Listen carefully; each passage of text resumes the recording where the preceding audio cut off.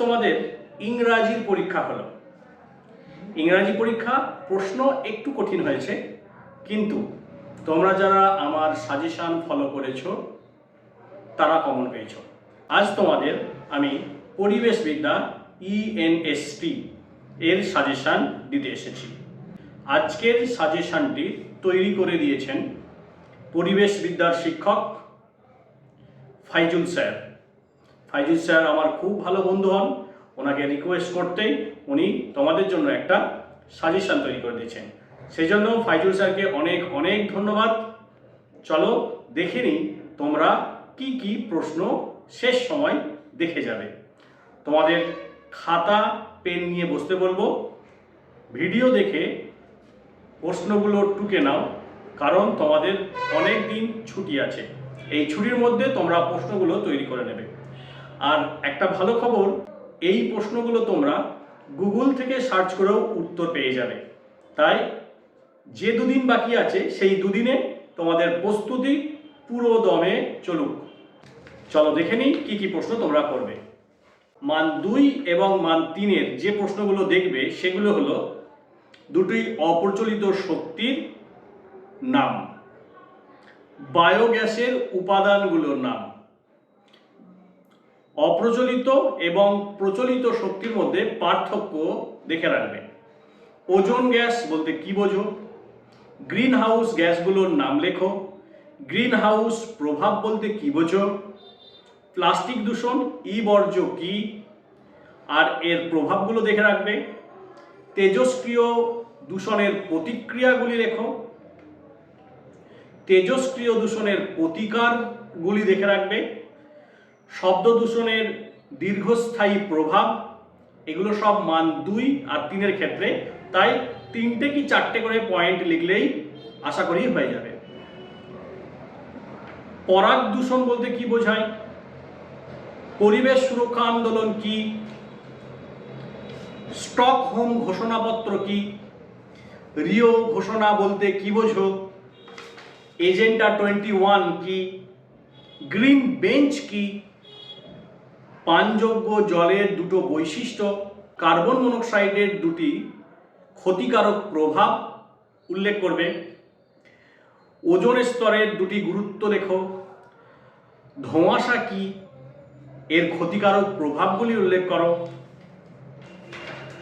আর করবে ভারতবর্ষের ঘটা দুটি পরিবেশ আন্দোলনের নাম, রিও ঘোষণাপত্রের গুরুত্ব, বাস্তুতন্ত্রের উপর গ্রিন হাউস গ্যাসের প্রভাব, বিশ্ব উষ্ণায়নের কারণ, পারদ ও আর্সেনিক এর বিষক্রিয়াজনিত দুটো উপসর্গের নাম। এই যে প্রশ্নগুলো বললাম এগুলো তোমরা মান 2 আর মান 3-এর ক্ষেত্রে করবে। এখন মান 5-এর কিছু প্রশ্ন বলবো আমি।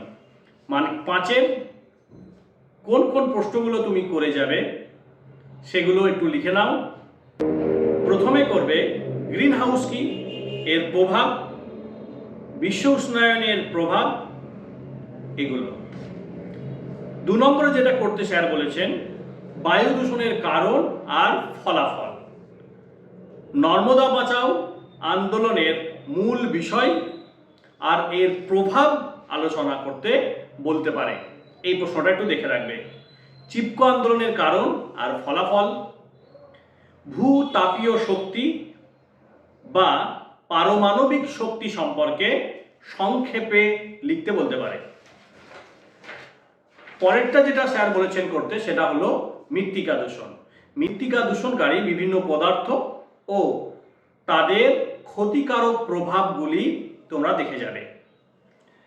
অম্ল বৃষ্টি, এটা খুব ইম্পর্টেন্ট, দেখে রাখবে। অম্ল বৃষ্টির ক্ষতিকারক প্রভাবগুলো সংক্ষেপে আলোচনা করো।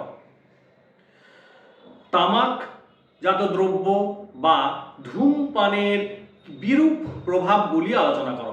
অর্থাৎ তামাকজাত দ্রব্য এবং ধূমপান করলে আমাদের কি ক্ষতি হয় সেইগুলো দেখে রাখবে।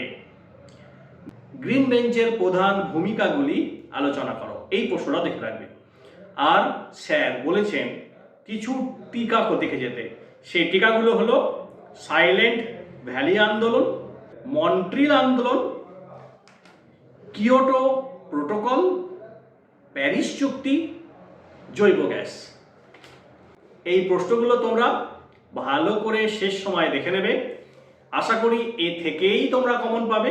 আর তোমাদের জানিয়ে রাখি, পরিবেশবিদ্যায় তোমাদের পরীক্ষায় বসতে হবে, পাস করতে হবে, কিন্তু এর নাম্বার তোমার মার্কশিটে যুক্ত হবে না। তাই খুব বেশি দুশ্চিন্তা না করে খোলা মনে যে প্রশ্নগুলো বললাম সেই প্রশ্নের উত্তর তৈরি করে নাও। 2 দিন ছুটি পাচ্ছ। তোমাদের পরীক্ষা খুব ভালো হোক। তোমাদের সঙ্গে আমার দোয়া, আশীর্বাদ, শুভেচ্ছা সবসময় থাকবে।